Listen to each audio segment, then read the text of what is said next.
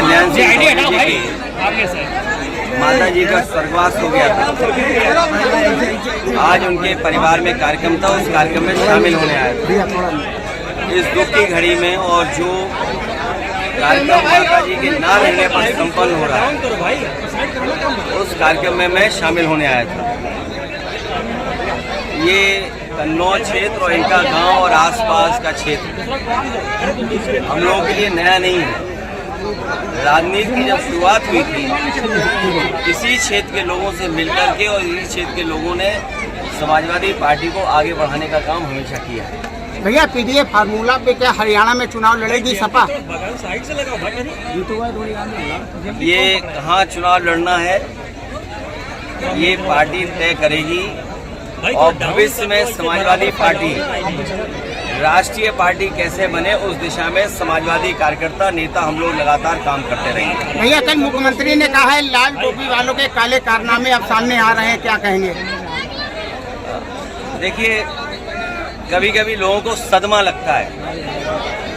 आप सब लोग जानते हो, जब सदमा लग जाता है तो कुछ लोग बोलते हैं, और कभी किसी के चोट लग जाए तो कुछ और बोलते हैं। जो लाल रंग है उसको समझना पड़ेगा।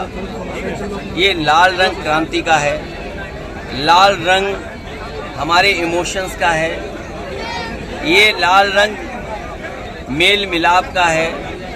ये कार्यक्रमों का हमारे जब बहुत पारिवारिक कार्यक्रम होते हैं उसमें सबसे ज्यादा रंग अगर कोई दिखाई देता है तो लाल रंग दिखाई देता है। हम जब खुश होते हैं तो आप देखते होंगे हमारे चेहरे लाल हो जाते हैं, दुखी हो तो हमारे चेहरे लाल हो जाते हैं। ये लाल रंग इमोशन का है। हमारे मुख्यमंत्री जी इमोशन नहीं समझ सकते हैं। और देखो, हमारे यहाँ तो बाल भी हैं सर पे, तो कम से कम ये टोपी उन लोगों के भी काम आ सकती है जिनके बाल ना हो, गंजे जो लोग हैं। भैया भाजपा ने कहा है कि देखिए, जो काले रंग की टोपी पहनते हैं उनका तो काले ही सब कुछ काला होगा, इसलिए काले पे बहस नहीं कर रहे हम। हमारा लाल रंग मेल मिलाप का है, अगर खुशी का है, त्योहारों का है।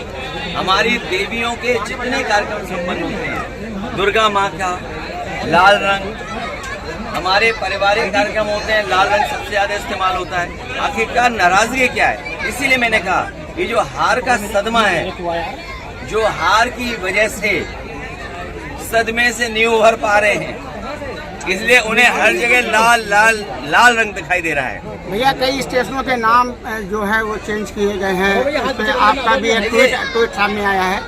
आज अस्पतालों की हालत क्या है?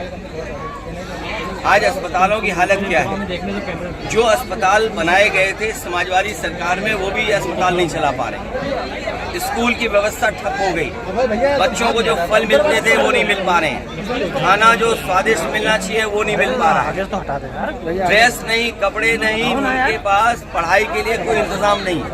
और जो महंगाई बढ़ गई है, इन्हें लाल रंग याद आ रहा है, लेकिन जो महंगाई बढ़ गई उसका याद नहीं आ रहा है। जो बेरोजगारी फैली उसके बारे में नहीं बोलेंगे। तो ये तमाम सवाल हैं जिन सवालों का सरकार के पास जवाब नहीं। और ये कन्नौज के लोग क्यों भूल जाते हो?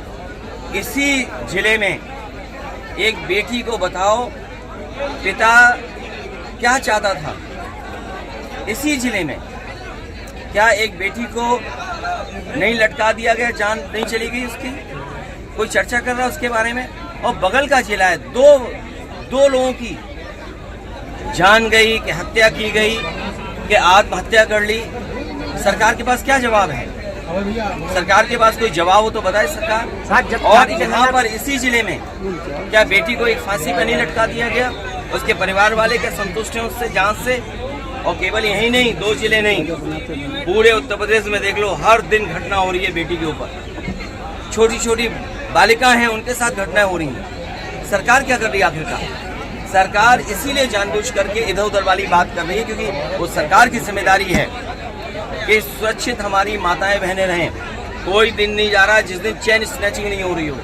सीसीटीवी में हम लोग देख रहे हैं, लगातार वो घटनाएं मिल रही हैं, सूचनाएं मिल रही हैं। आप देखिए पूरे उत्तर प्रदेश में जो हमारे व्यापारी हैं उनके यहाँ लूट हो रही, सुल्तानपुर में करोड़ों रुपए की लूट हो गई, सरकार क्या सो रही थी? सोचिए, दिन दहाड़े लूट हो गई, सीसीटीवी में कैद है, हर कैमरे पे चल रहा है, हर न्यूज चैनल पे चल रहा है।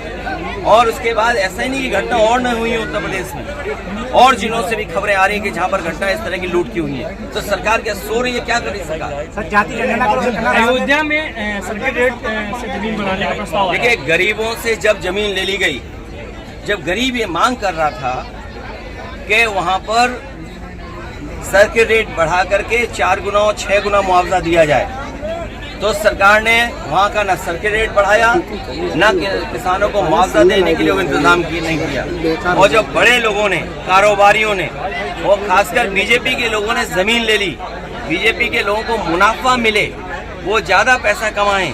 गरीब जो जानकार नहीं था, उसको जानकारी नहीं थी, वो सस्ते में जमीन बेच गया, सस्ते में ले ली।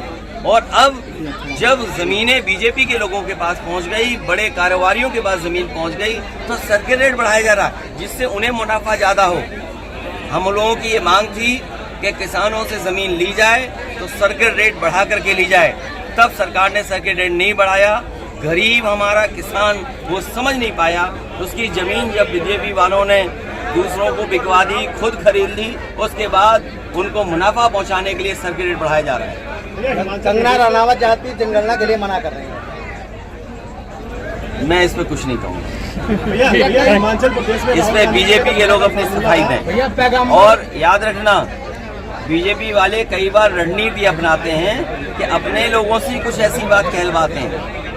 भैया पैगंबर इस्लाम बिल लाने की मांग की गई है कि हजरत